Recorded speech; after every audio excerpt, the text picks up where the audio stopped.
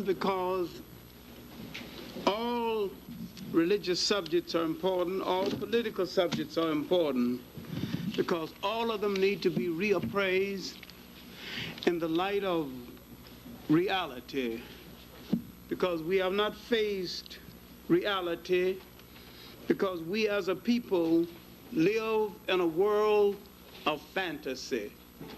And once we face reality and use religions properly, and once we understand how they are used by other people, and once we separate, not so much as separate spirituality from religions, and understand that out of our spirituality came the world's religions, and that we have been naive and let people take from us the basis, the elements, make religions and come back and sell them to us.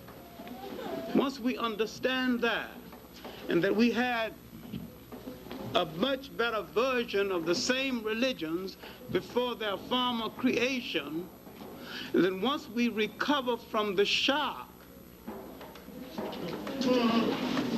of discovering that we had something better than what was sold to us, rehashed from our elements, then go back and take the great spirituality we had and move with it.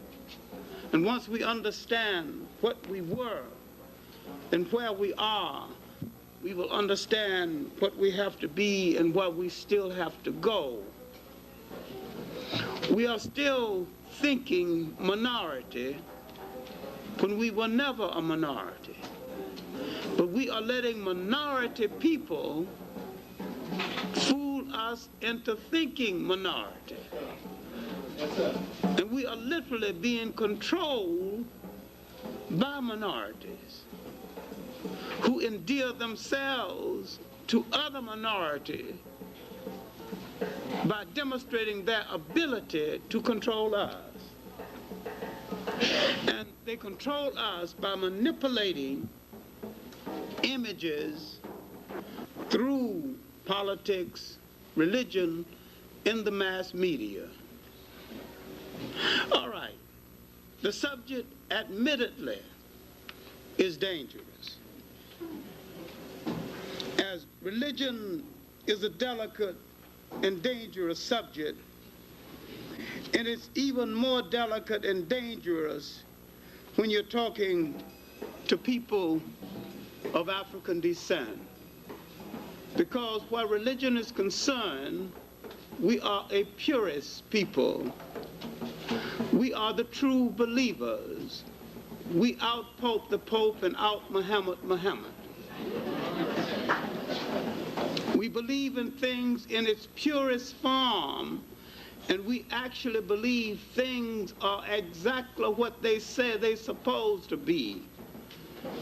We have a humanity that actually makes us believe that people believe in democracy, and the inventors of it don't believe in it.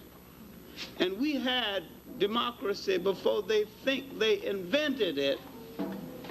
And when they invent a fake version of it and sell it to us, we accept the fake version and neglect the genuine democracy that we have been living all along. Not only democracy, but humanity. We have had a historical fascination for ideas that come from the outside, and this has been our trap. And we have not studied those people who sell us fake trinkets, fake ideals, fake government forms, and rehash our religions that we invent in the first place. Now, all of the elements that went into the making of Judaism, Christianity, and Islam came out of Africa. And you have to distinguish between the elements in the formal organization of the religions themselves. The religions began to decline when outsiders, foreigners, took over those elements, organized them for their own political purpose, gave them a name, and began to project them to the world for their political purpose. Then the outsider created a religion, but he forgot the African substance, and the African substance was spirituality.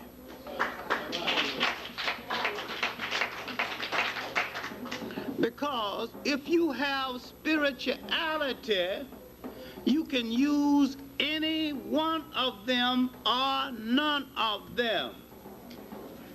Because the African spirituality encompassed the essence of all of them. The white man has religion, but he has no spirituality. Then you must study and understand the difference between Islam and Arabism, something which is difficult for black people to understand. The Arab did to Islam what the white man did to Christianity. He subtracted the spirituality and made it a political instrument for his opportunism. But when it came over to the African accepted the spiritual aspect of it and forgot that to the Arab it was then and still is a political game, and that the spiritual aspect left him very early, and that he was then and is now playing a game, and that the spiritual aspect never touched him. And if you listen with me with some kind of patience, I will show you exactly what I mean, because if you see that it was the African who used this religion spiritually, and it was the Arab who used it politically. It is the African who still uses it spiritually, and it is the Arab who still uses it politically. If you look at the present-day Sudan, where the Arab have declared war on African cultures, and he not only while he has declared war on African cultures, he's eating bacon, drinking scotch, and patronizing European whores. That's right. He is as holy as a dog. And yet, you can go to Egypt and order scotch, bacon, or anything you want from the West, including a Western woman, and you can go to an African country that is Muslim, and if you order scotch, you might be put in jail. I am saying that Senegal, a Muslim African country, is more Muslim in its practice of the faith than Saudi Arabia.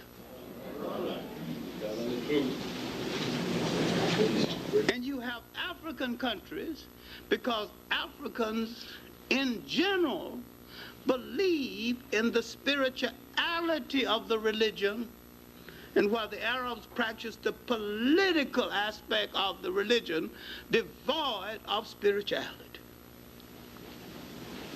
And it is the African side of Islam that has used it for spirituality. It was the African side of Islam and the African side of Islam alone that has used it as a rallying cry for social reform and revolutionary change. Now, in a speech at the African Poetry Theater a few weeks ago, I asked the audience, could anybody name one Arab who used Islam as a rallying cry for revolutionary change? A Senegalese student rose up and said, Gaddafi, which proved he don't know what Gaddafi is doing. Gaddafi is an Islamic zealot who is trying to use Islam to start a new form of Islamic and Arab imperialism. He's doing a few good things to disguise his con game. Otherwise, why would he be in Chad and Niger? He's looking for minerals, he's looking for resources, and he's backing those African countries that he can Islamize. Then why would he build a mosque in Ghana? And when Ghana wanted some money for a sewage system, he would refuse.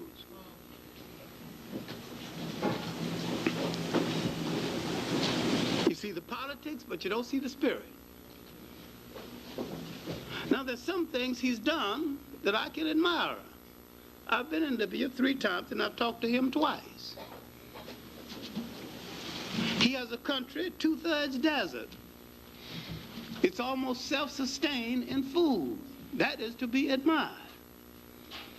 You've got African countries rich in soil, rich in forests, buying rice from Texas, and they got big rivers running through the country, and all rice needs is water, moisture. All sugarcane needs is moisture. You got them buying sugar from other countries, not making the best use of their own resources. And yet, he has made better use of his resources internally than many countries in Africa that have 10 times more resources. That's a plus for him in taking care of his people. But his external program is a form of Islamic colonialism that the African can't see. The African has got the illusion that there's somebody going to do something for them for nothing. The European and the Arab are similar. Their intention is to come to power and to use the religion as an instrument of power. Now, I believe religions should be instruments of spirituality and moral uplift. And the African obviously believes the same, and that is the way it should be used. But if you name, every time you name an African revolutionary who used Islam as a rallying cry for revolutionary change against colonialism, it is the black side of Islam. Now, I can rattle off all these African revolutionists, and it nearly always became part of that same basic structure. Now, I am not against Islam. I see it as a force in human history that has to be reckoned with, and that at times has command respect and can again command world respect. If forced to the wall, and if I have to choose between it and Christianity, I would choose it. I am that disgruntled about Christianity. I'm that disgruntled about it because I think both of them have failed their mission to mankind, and there is no excuse for them failing in their mission to mankind. I don't excuse either one of them, as I don't excuse the United States or Russia for failing their promise to mankind. I think they're both two thugs. I'm not equating Christianity and Islam with Russia and the United States. I am saying that these are world forces that made promises, and that these two thugs who met in an icebox recently to reflect their temperament and their character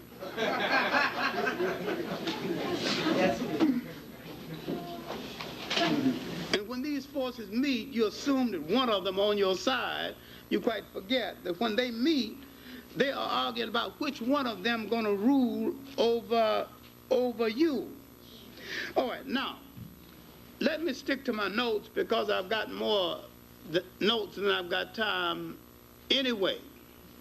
Now, my point is that we were robbed of our original religions so long ago, we have forgotten what those religions were. And once we go back to the original base of our religions, before Judaism, Christianity, or Islam, and when we go back to those religions were based on spirituality, and the God concept of those religions, of Judaism, Christianity, or Islam, came out of what I refer to as pre-God religions. I don't use that anymore because people don't understand what I mean about pre-God religions. They're so accustomed to the word God, they cannot understand that there was a time when man thought of a force in the universe presiding over the universe, and while he meant God, he did not use the word God, and man had more spirituality before he consistently used the word God. He used the God force and the God concept without using the word. He meant the same thing, and ultimately Western man interpreted that as meaning the same thing. But at this period, when everything was an all-encompassing, all-conclusive, man had not created, the Africans in the great river civilizations had created a religion that was so all-conclusive. It was not a weekend Jimmy Swaggart type of religion. It was a kind of religion that touched your total being. It wasn't a Sunday religion, a weekend religion. It was part of your totality, your morality, your dress, your diet, your marriage, your total human being. And it dictated everything. And this is why, at this period in human history, man did not have a word for jail, because no one had ever gone to one. No word for orphanage, because no one had ever thrown away any children. No word for old people's homes, because no one had ever discarded grandma and grandpa. Man was truly religious, too religious to shirk his responsibility in any way. I'm saying that was a truly great religious period of man. But once these foreign clowns began to organize and misinterpret what the great Nile Valley African thinkers had, and began to slap names on them, and began to make political and military use of them. That's why the whole thing went wrong. Now, when we look at Islam, where the brothers go wrong, that every time they move from one religion to another, they think the new religion has been with us forever. It is the newest of the world's religions and the last one to come into the mainstream of historical consideration. And when you separate it from Arabism, if you can, and it is difficult, I must admit, but when Islam moved over into North Africa,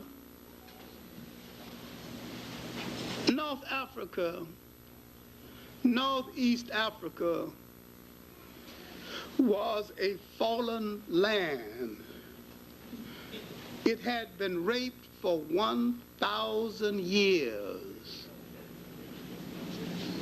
The conquest wasn't much of a conquest. Starting with the Cambyses invasion 550, and they didn't arrive until 639 AD. And the Cambyses invasion was 550 BC. Over 1,000 years later, they got there, and they had one invader after another, Greeks, Romans. What resistance was left? All the great structure torn down. They were ready for anything when they arrived. They said they're bringing a great civilization.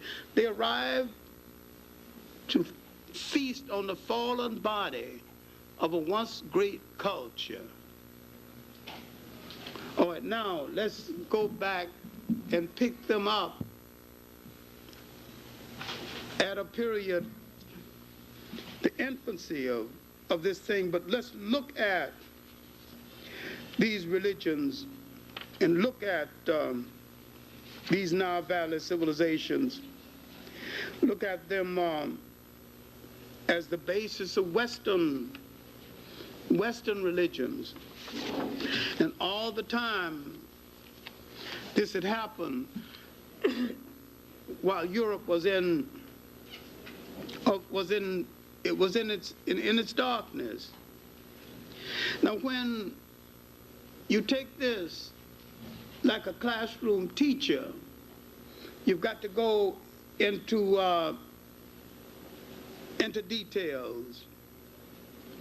And when you go into these details, you've got to look at the making of the spirituality of Nile Valley people, and to what extent this influenced the people of the Tigris and the Euphrates,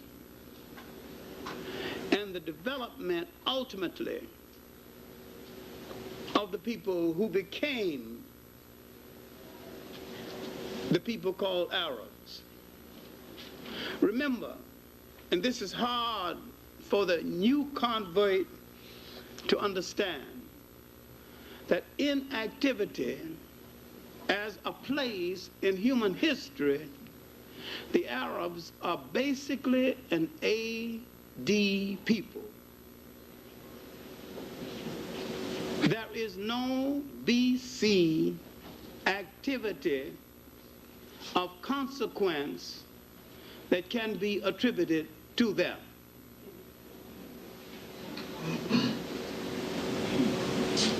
Now, if you want to build a religion around them that has been there forever, and if you want to say, as some brothers have said, God created the first Muslim, his name was Adam, I don't know what you're talking about. If you want to create an Islam that started before the Prophet Muhammad, again, I don't know what you are talking about. But if you want to say that the elements, the sentiment, the basic social thought that went into the making of the religion existed in Africa before Christ, I can understand what you're talking about.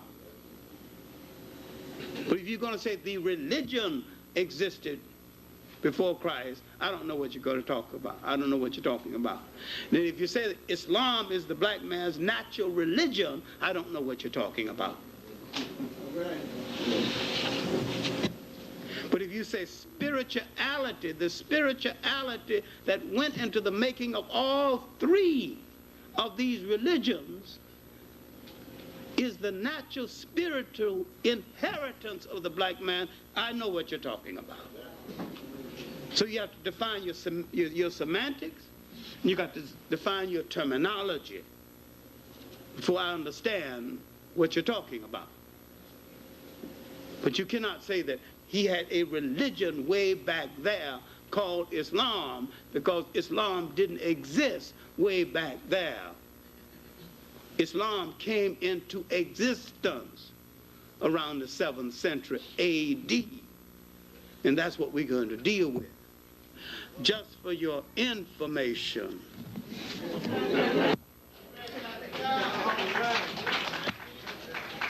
Some people never seen the Quran.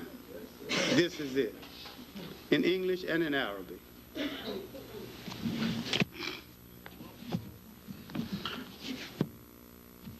This is a short history of Muhammad and the early caliphs and the early heroes of Islam. This is a book all black Muslims should have read, called Christianity, Islam, and the Negro Race by Edmund Vilmont Blyton. I have 2 shelves of books dealing with Islam, Arabs, and their history alone. 2 shelves. And I read practically everything and every word in every book. I grew up a Baptist Sunday school teacher.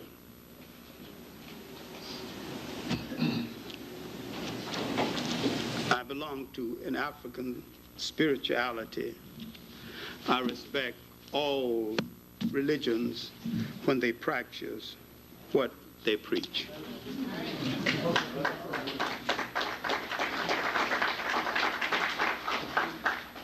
Now, we have to distinguish between what a religion is, what it can be, and what it promises to be. Now let us start with the present, then work back. Let us start with Elie Mazeroy's series, The Africans. Because this series will and has done a lot of damage, principally because most African people who see the series never read one book on Islam, never read one book on Arab history, and do not plan to do so. And all they have is his word. And they're not going to check him out. He tells you a few good things about Africa, then he is running strictly an Arab Islamic game, and he is running it well. It is a con game. And it is not about African history at all, because he is not telling you African history. He is telling you basically a few tidbits of African history in order to get his Arab Islamic point across, and he is getting it across exceptionally well. And that is what he set out to do. Now, why don't we ask the question?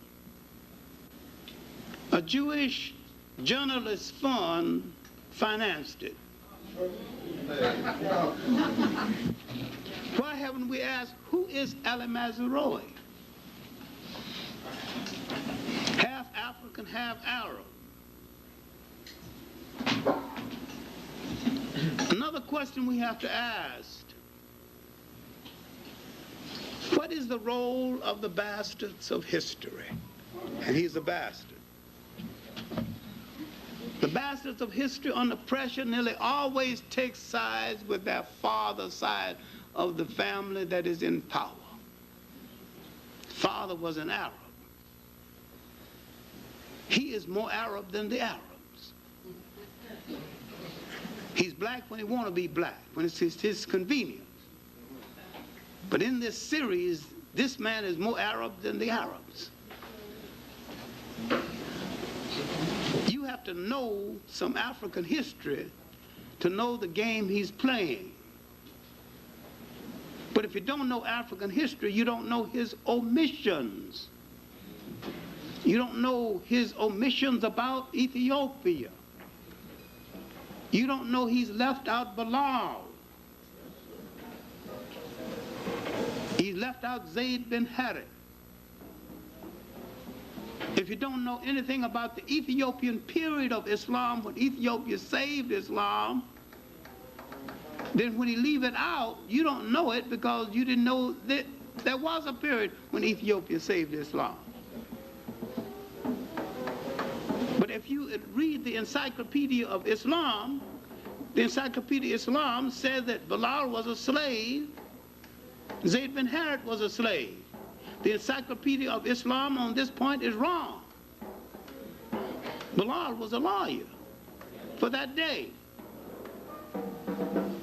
Zayd ibn Harithah was a military man. They were both Ethiopians. Why Ethiopians? Why did his rich wife choose two tutors for him, both Ethiopians? Now you got to look at Ethiopian history. Why the fascination for Ethiopia? When the Prophet was born, half of Arabia was an Ethiopian colony. But if you haven't studied black imperialism, you don't know this. There was a time when Africans ruled nations and dominated nations.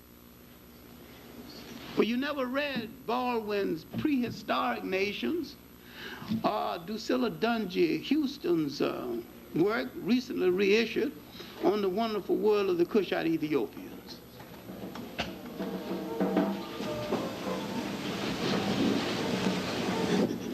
The second chapter, Chancellor Williams' work, The Destruction of Black Civilization, dealing with the southern African origins of Egypt. Look how much you have to know. Now, in his fourth stanza, the fourth session, which was really one of the better ones, dealing with exploitation, he dealt with it pretty well. He opened by downgrading the Western slave trade by 12 million people. Du Bois, in end of the 19th century, said it was from 60 to 100 million people. The documentation has proven since then that it was at least twice that much. Then the other documentations on the Arab slave trade in a work called Slave Trade in the Indian Ocean proved that in one period 35 million Africans were taken out. Then he said there's only 2 million Africans in the Arabian Peninsula. And he asked, where are those Africans? He's safe because most people don't know where are those Africans. Alan Mazaroi, who's known me for 30 years, wouldn't dare stand before me and ask that question. Because I got an answer. I know where the Africans went, who are not in the Arabian Peninsula. A lot of them went to India to perform the armies for the Maharajas. A lot of them went to Asia, different parts of Asia. Some went to China. And when the Portuguese came around to East Africa, the Arabs formed a partnership with the Portuguese. And the Portuguese and the Arabs got together, the Omani Arabs, and Ali Mazaroi is an Omani Arab. The Omani Arabs established Zanzibar and made Zanzibar the largest slave trading force in the world. And if you look at the magnolia trees at Zanzibar, each tree represents an African who made the mistake of looking at one of the harem women of the Arabs, because if an African looked at one of the harem women, they'd cut his head off and they'd bury his body, and they would plant a magnolia tree over his body. Every magnolia tree at Zanzibar represented an African who made the horrible mistake of looking at one of those women. If you look at Basil Davison's work, A History of East Africa, look in the index, look at the word Mazaroi. You'll find some information on his family. Now, he wouldn't ask me any question, what happened to those Africans? If there's only 2 million in the Arabian Peninsula now. See, he's whitewashing the Arab side of the slave trade. Now, when the meeting was called by UNESCO on slave trade in the Indian Ocean, they invited 50 Arab scholars. Not one showed up. They don't want to deal with it. And the African who is a Muslim don't want to deal with it. And those who are Muslim in this country don't even know about it and don't want to be told about it. Right. Because they think when they left Christianity, they joined a pure thing that is without fault.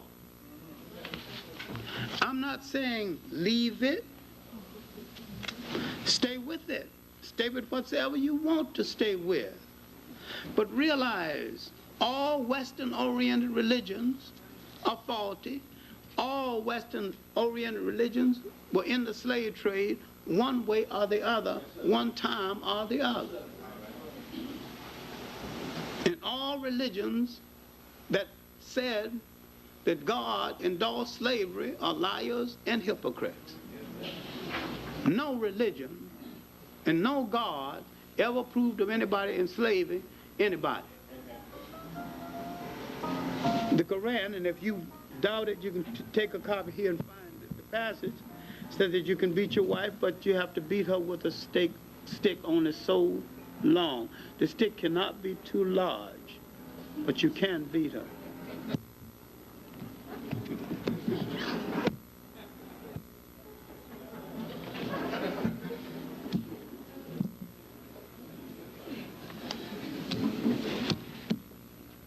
Now, when you go back to the laws of Hammurabi, 2000 BC, from Babylonia, now you can see the origin of some of this.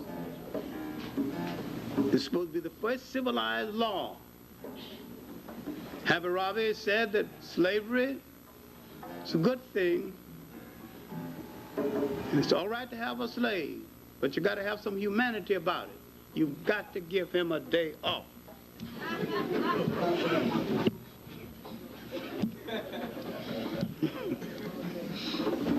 Give him a day off, it's all right.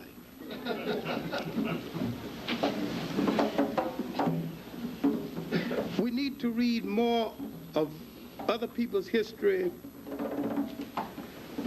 and more of our history. And if we had read more history, we might understand the damage that the series is doing, and understand also that he is playing the role of a con man.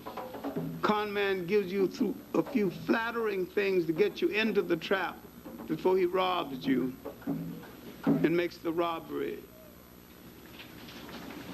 looks palatable to you until you wake up and realize that you have been had.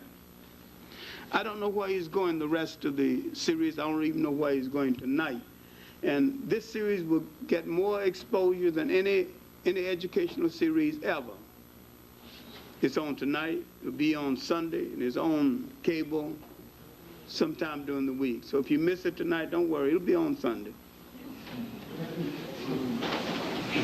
Why it's getting all this exposure? Somebody wants this message out there. Who wants that particular message out there? Who has the reason? let's study its backers.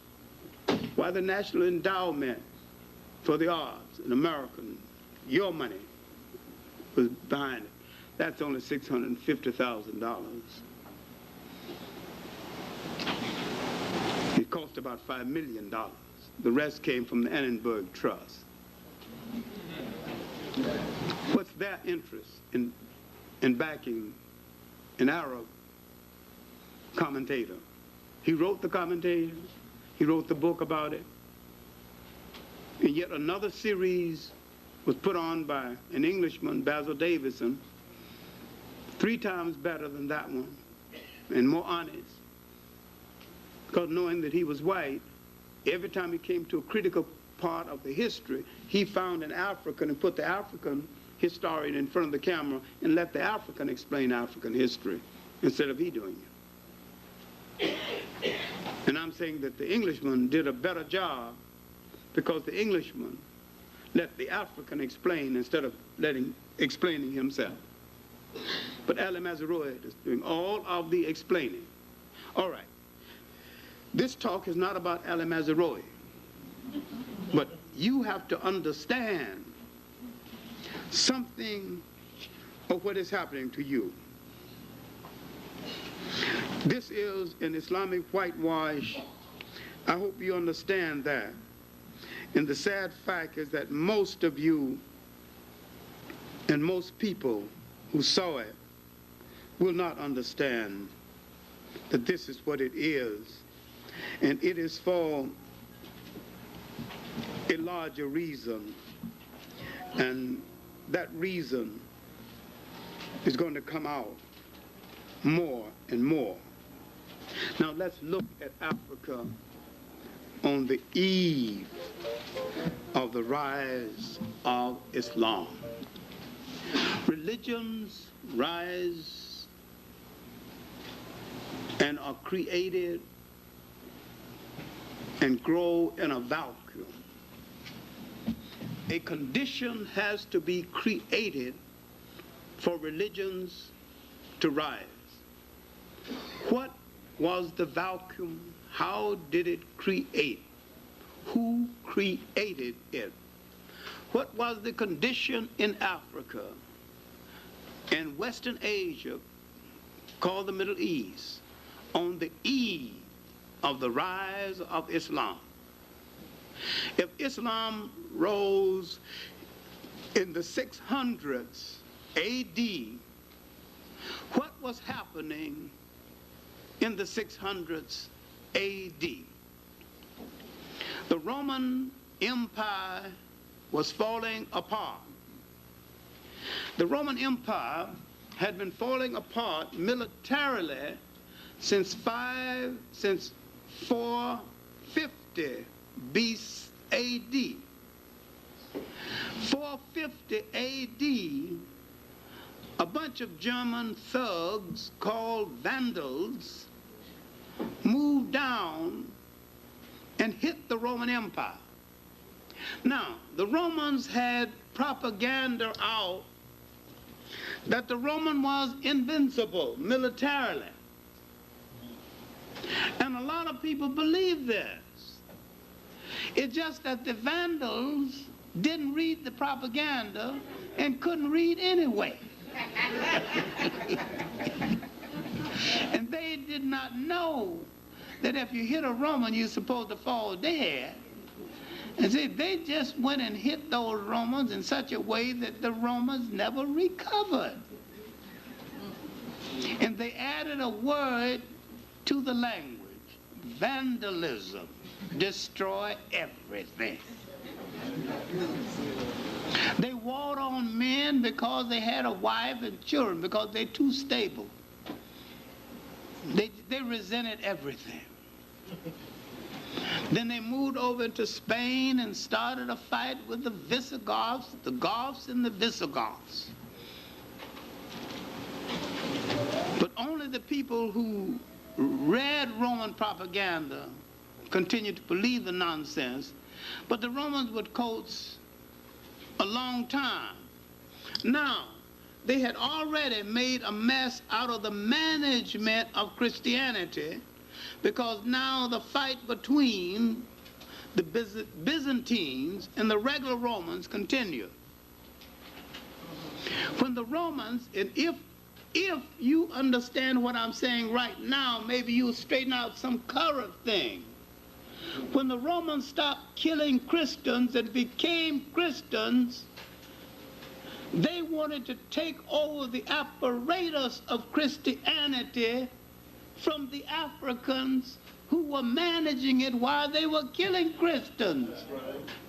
When the European takes over anything, he wants to control all of it, not a part of it.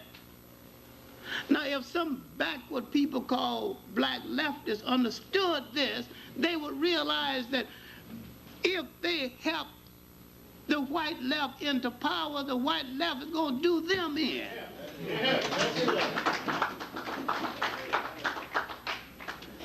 Now, I'm not less of a socialist because I'm saying this, but I'm more of an African nationalist and a Pan-Africanist because I'm saying this. Because I take my socialism from African social living and not from Karl Marx. I take mine straight from the originators of it, who originated it before the first European wore a shoe or lived in a house that had a window. So I know there's nothing new about it. The Africans had it all along. So I go to the original instead of the carbon copies created in Europe. Now, there are a whole lot of Africans today who don't understand that. Now, my point is that once the Romans became Christians, they accepted as a political apparatus, but the spirituality of it eluded them completely. Where are they now in history? The conference at Nicaea has already occurred, several conferences. That's behind a few hundred years now or more.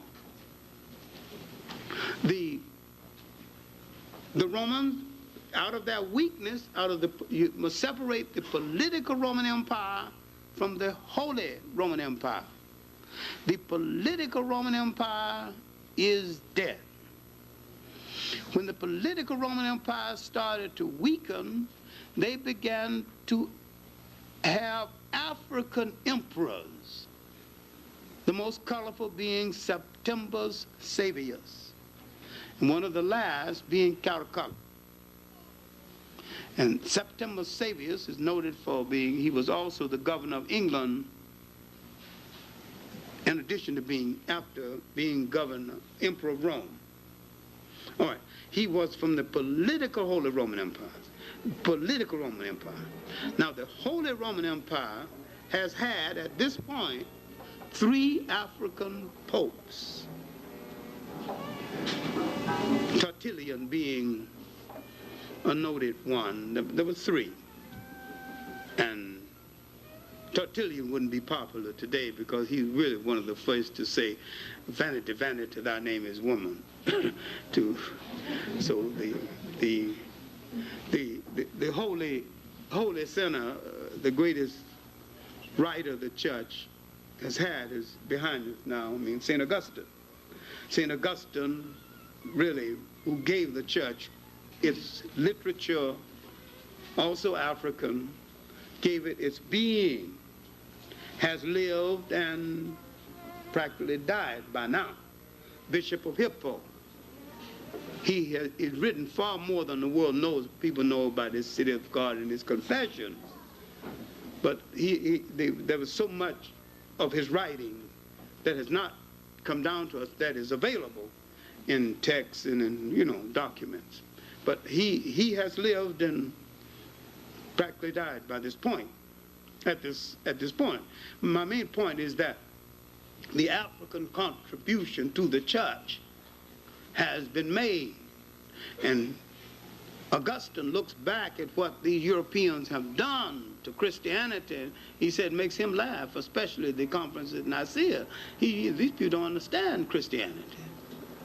Now, the fight between Byzantium and Rome over the dominance of the church has literally wrecked the church.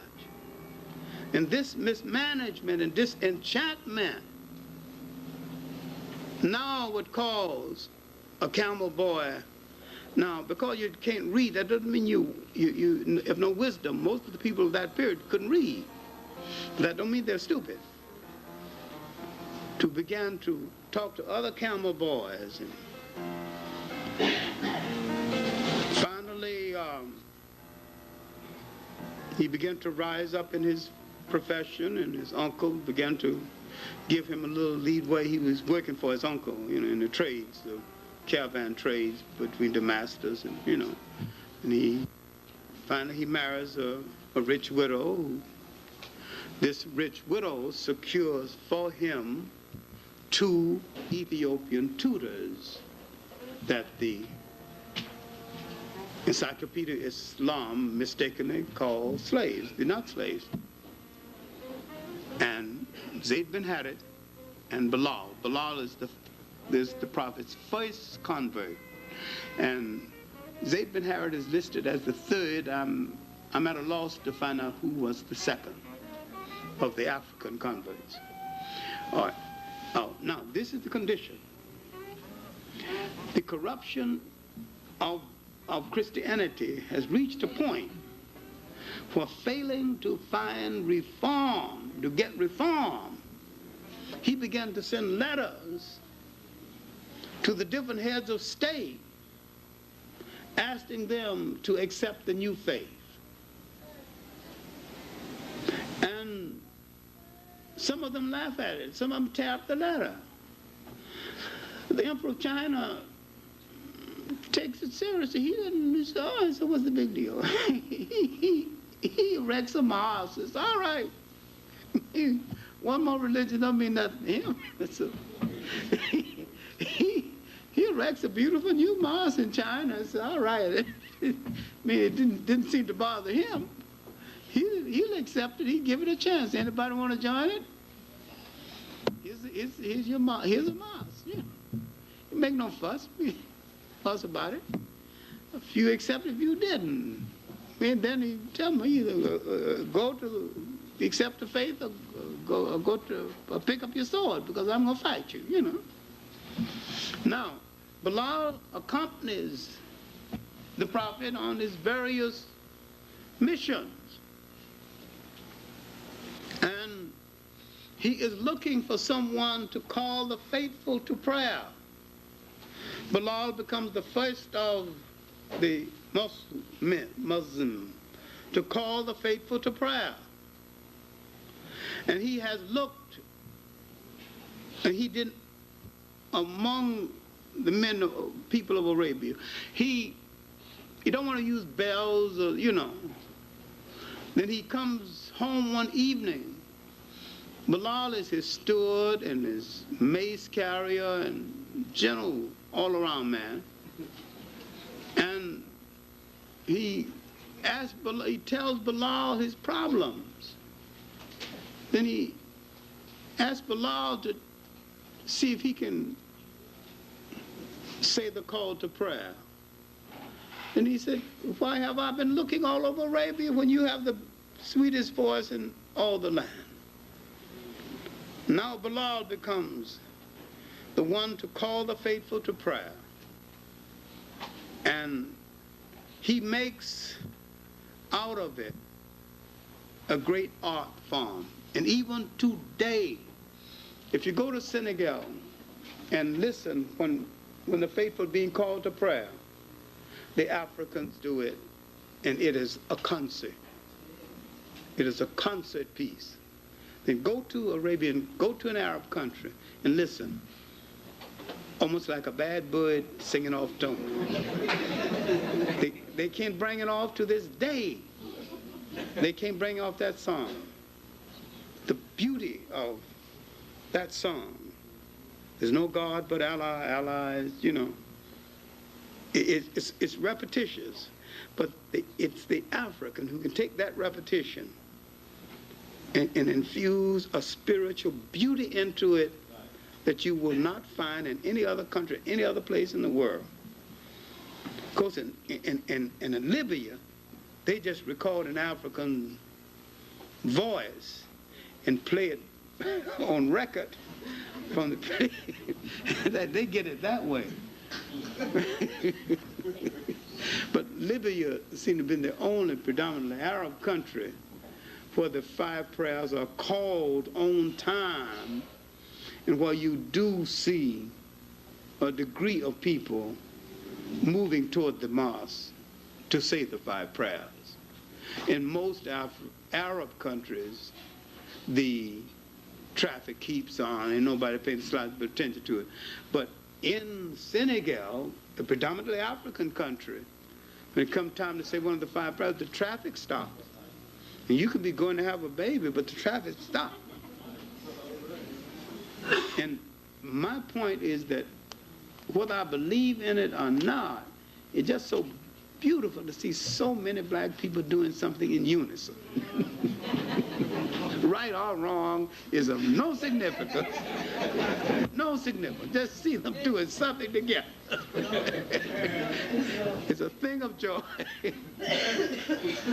You notice one thing generally, the men and the women are closer together in African countries than in Arab countries. And inasmuch as the Prophet's first public act at a time when, because they are a desert people, when a woman had 2 girls, if the 3rd child was a girl, they either got rid of her or put her to death. Women protested this.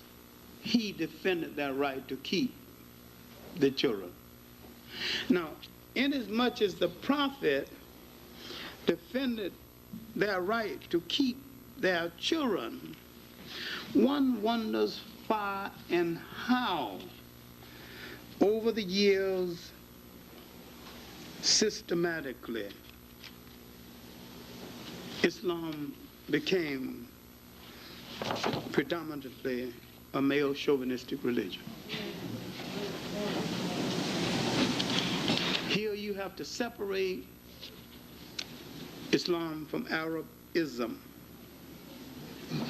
Maybe it was something about the desert, and maybe it was the belief that a woman needed protection, but very few women rose to high position in the Arab side of the religion. And I can name one woman head of state in the black side of it who not only headed a state, but rode in the head of her army and commanded her armies in the field. 1500s, that's Elmina of Nigeria in the state of Zara. I recently recommended that she be included among Budweiser's great queens of Africa. And I purposely supervised the writing of the copy in order to eliminate a whole lot of the misconceptions about her. And they are misconceptions and rumors. The rumor was, because she never married, is that she took a new lover each night, and if his performance wasn't adequate, she had him killed in the morning. There was no proof of this at all. And if that rumor got out, I guess half of the male population in the world might disappear. Even stars don't perform at their best every night. So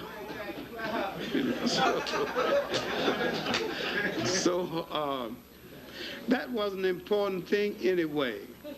The important thing was this strong woman defended northern, it wasn't Nigeria then, it was in the Hausa country. The state of Zara defended her state and built walls of defense that still can be seen in this part of Nigeria, defended her right as a woman without getting into the nonsense about liberation, held her ground, defended her lineage, and left her mark on that territory of Africa until that part, as a part of Nigeria that is literally called Elmina City. And she was a Muslim. And that did not happen any other place among Muslims for women. That did not happen.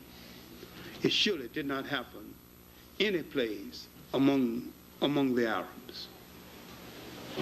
And the revolutionary African, especially revolutionary against colonialism, happened nearly always on that side, on the African side.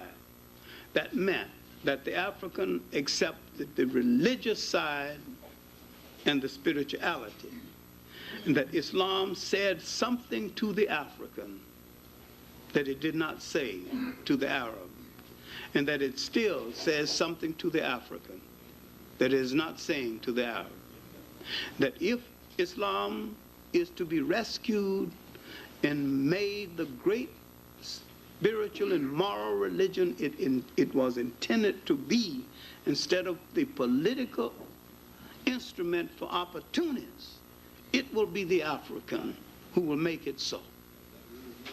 He has the capacity to make it so. And this is what we need to look at. Not to ignore the Arab at all, not to ignore the fact that it was from Arabia that the religion came out, swept over into North Africa, and had its rapid growth. All right, now, after this religion barely got underway, the Prophet had some difficulty, had to leave Medina, then literally had to fight his way back to Mecca.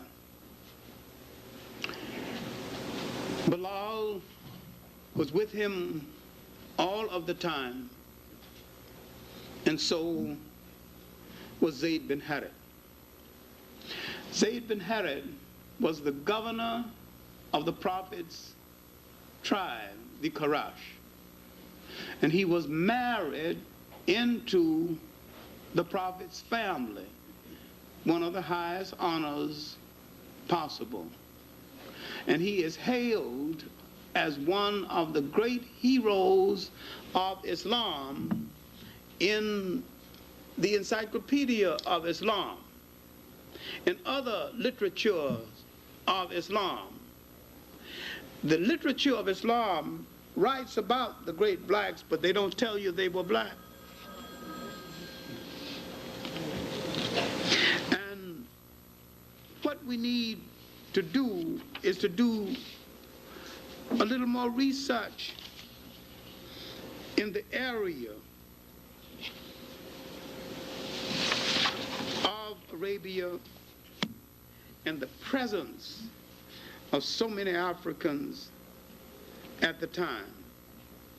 We need also to look at the number of African neglected heroes and Islam and bring them back to fore, bring them back into world consideration, and understand that Islam came into being so fast. It is literally a religion made from a composite religion, and the least original of the world's religions. It had to take something from Christianity, something from Judaism, something from Zoroastrianism, That is nothing that one needs to apologize for. And yet, it came into being at a time. It served a great purpose. And it had to turn to many places for haven and for shelter. On the advice of Zayd ibn Harithah and Bilal, some of the key followers were sent to Ethiopia for shelter while the trouble in Arabia blew over. The prophet said, "Go to Ethiopia, go to that land of righteousness where no one is wrong." This is the kind of reputation Ethiopia had among Muslims. At the time, it had been a Christian nation for over 300 years. Other people against the move went ahead and told the Ethiopians that these people were thieves. And when the Ethiopian king received them, he said that your message is not much different from the Christian message. And he received them and sheltered them until the difficulty blew over and they went by and strengthened and got the faith well underway. Now, Bilal stayed with the prophet the rest of his life, and when the prophet was dying, he literally appointed Bilal as the next caliph, and he refused it. Now look what would have happened to the faith had Bilal became the next caliph after the prophet. It would have been a different religion altogether. But he refused the honor, but he did not call the prayers except 2 more times after that. He called the prayers for Umar, the first caliph, and 1 time for a special meeting for the first caliph. And then he either went back to Ethiopia or he died. We know Zayd ibn Harithah died in a battle against the Byzantines. But these 2 Ethiopians had helped to lay the foundation and the strength for Islam. Islam now was ready to move out of Arabia over into North Africa, to move into the vacuum left by the confusion of the Romans and the mismanagement of Christianity. North Africa was in such a sad state that the people were ready to welcome almost anything with the disappearance, with the wreckage left by the Romans. So there was very little resistance.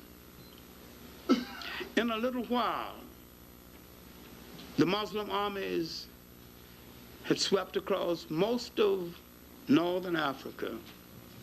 A little resistance from the Berbers. These are relatives of the Arabs who had arrived much earlier. And this resistance didn't last too long. When this resistance died down, Islam swept into the Western Sudan and began to convert Africans. Now, Islam swept into the Western Sudan. Understand me now, if you can visualize a map of Africa. They went down into West Africa, not the coast, but inland away from the coast.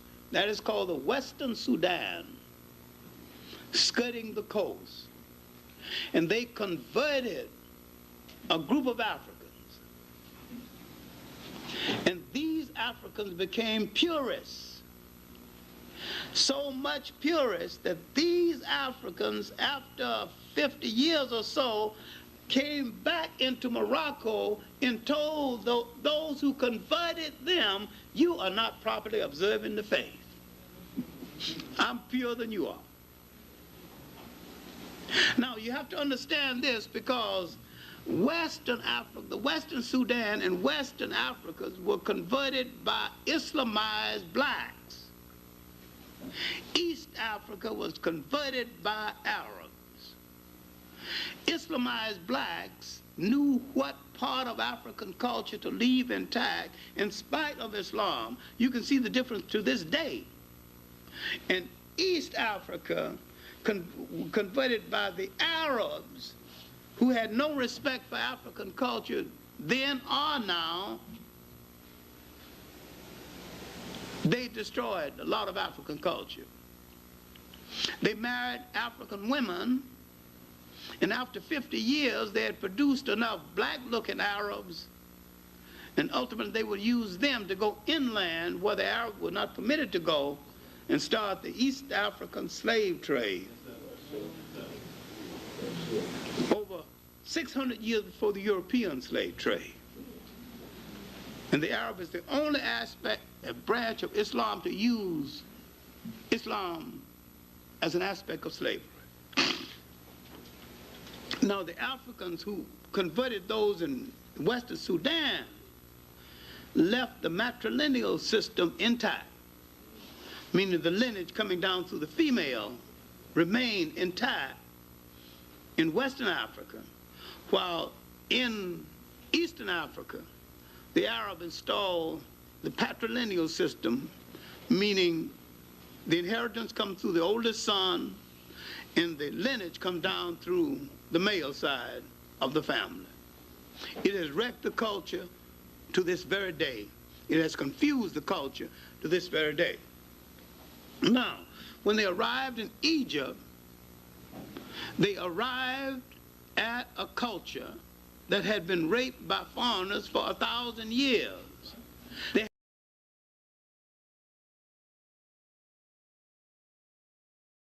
standing for it now. The Arab traditionally has no respect for non-Arabic culture, and practically none for African culture in other parts of Africa. And this is the basic drawback and the basic difference between Arabs spreading Islam and Africans spreading Islam. African Islam is basically different from Arab Islam. Arab Islam is a form of Arab supremacy and condescension. Just like white Christianity is a form of white condescension. They think they're doing you a favor to let you in their church. The church becomes their private property, just like the Arabs think they're doing you a favor when you come into one of the mosques. And if you go to Mecca and see the discrimination against colors, different colors, you will find that out, is that even in Mecca, there is color discrimination. And they'll look you straight in the eye and deny the whole thing. All right, now, they're in Egypt, but out of the Western Sudan would come a great general, Tarak Ben Zad, or Jabral Tarak. He would discover a weakness in Spain fighting the Goths and the Visigoths, and the Vandals fighting among themselves. The dissident element in Spain would do something white people rarely ever do. They would sneak across into Africa and tell the Africans how weak the whites are, and said they are so weak, if you want to conquer them, easy thing to do.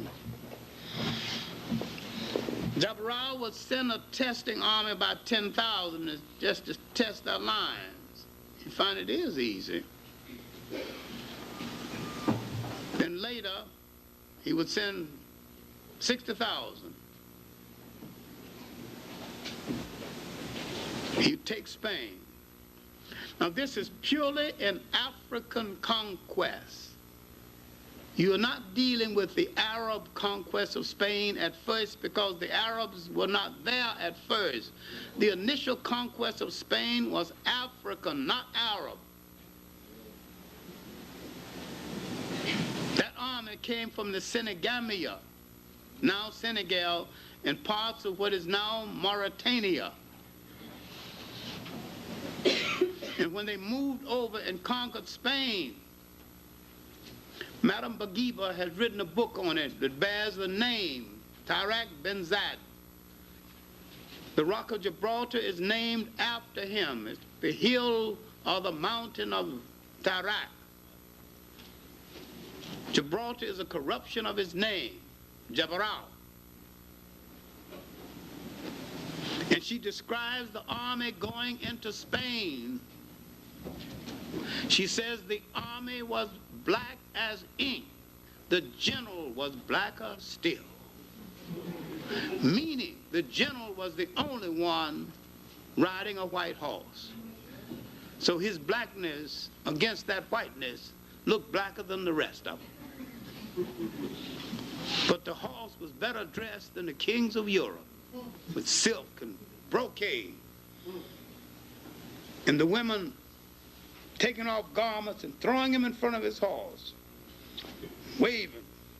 Let me beat the foot. I'd like to see Hollywood put this in Technicolor.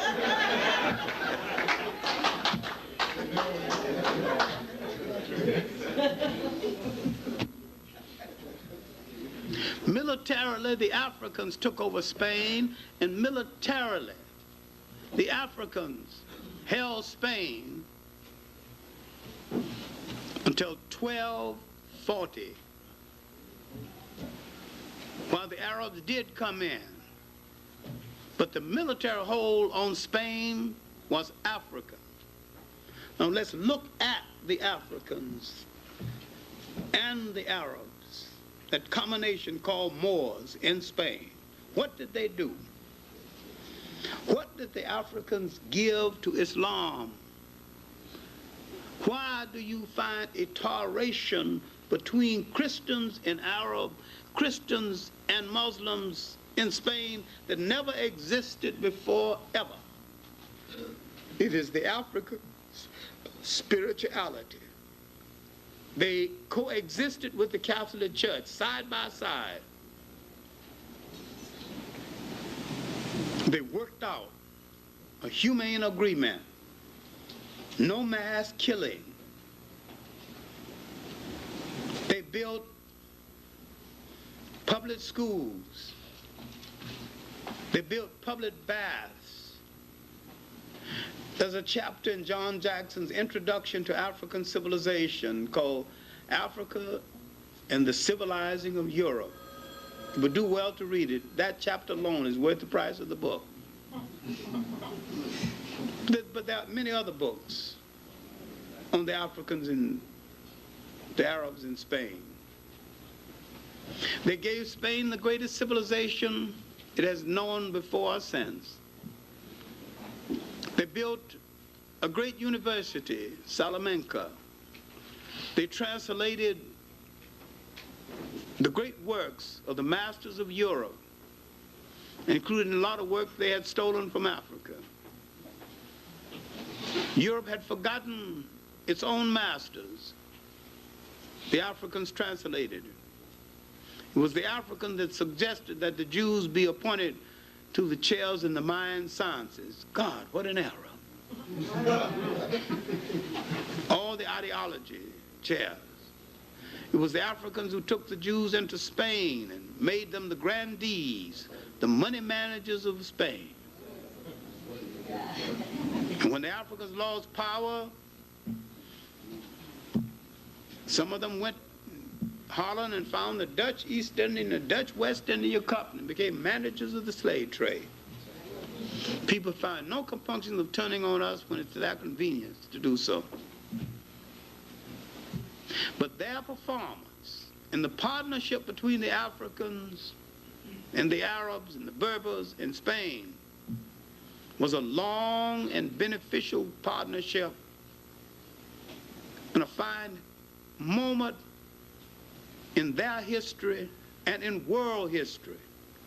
The African and the Arab and Islam had united and held Europe at bay for almost 1,000 years. And when that partnership went bad, both of them were in trouble. By 1450, the Africans and the Arabs began to argue among themselves over nonsense at first. But 1240, the Portuguese had broken away from the Africans, but Spain was still under their domination. Then half of Spain, by 1455, had broken away, the Castilian part. And now they had colonial aspiration of their own. And they went to the Pope to discuss the matter. He was the leading authority of the world where Europe is concerned. Now they wanted a piece of the world. They wanted to start dividing up the world among themselves. And the Pope told them, you are both authorized to reduce to servitude all infidel people. In other words, you need not feel guilty about the slave trade that had already started along the coast of West Africa. The fact that there were great independent states inside of Africa is something I'll talk about later on. My main point here is that Islam had swept down into the Western Sudan. That a lot of people say the great states of Ghana, Mali, and Songhai were Muslim states. Ghana was never a Muslim state. In fact, Ghana was destroyed by Muslims. By Abu Bakr of the Susus. When he pulled his army out of Ghana to help his co-religionists in Spain, he died.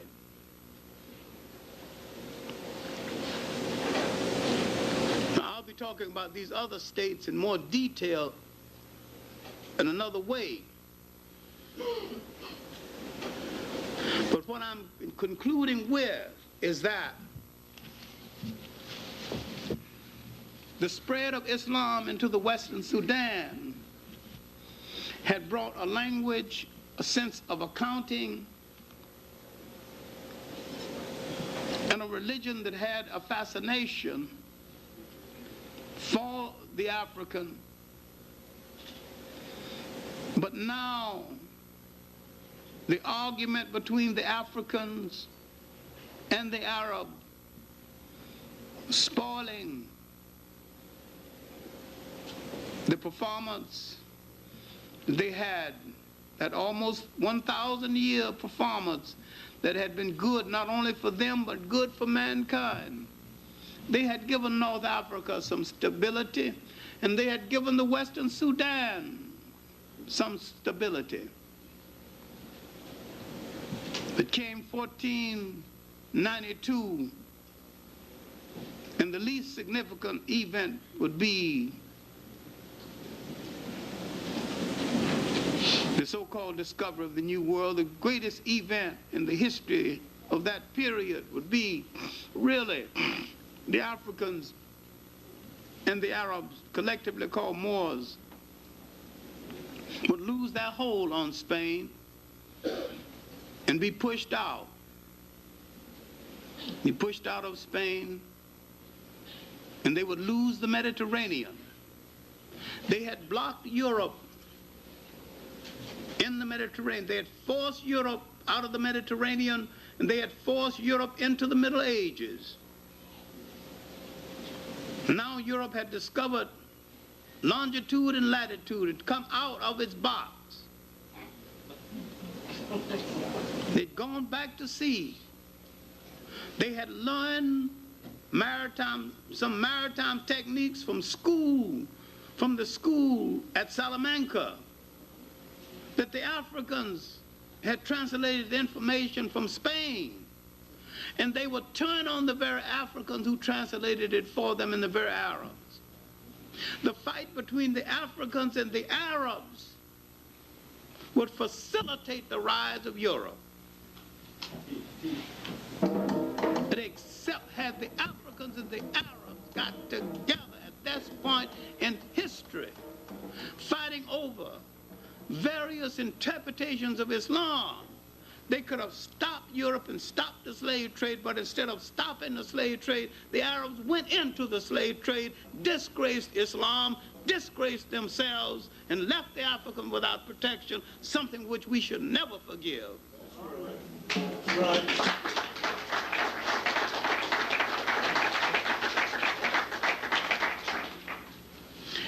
And after this, the Africans, mixed Africans, Berbers, and Arabs in Morocco, sore heads, turned inward on Africa to rob the nations to the south. They recruited European mercenaries with modern weapons for that day, and with some guns supplied by Queen Elizabeth I, they invaded the Western Sudan, destroyed the great state of Sangay. In the long night that was to last 500 years had started, and the good that Islam had done was being spoiled. Now you had Muslim against Muslim facilitating the spread of the slave trade inland.